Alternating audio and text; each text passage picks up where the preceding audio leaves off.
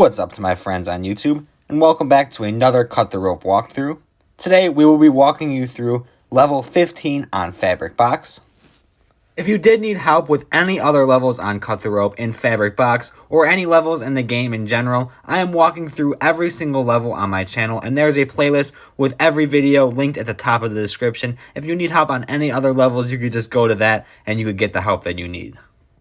As for this walkthrough though, let's hop right into level 15. This is actually a very quick level, so brace with me here. You're just going to go back and forth with the balloons as shown and get the momentum with the balloons as they blow past and eventually get the stars, and then you could cut the top rope right before the bug gets to the candy, and either way, whatever you do, it will go into Omnam's mouth. Don't really worry about momentum because there is a rope at the bottom anyway. Just cut it as soon as the bug is about to get close to the candy, and you've got both of the stars at the top, and you will be all good for 3 stars on this level.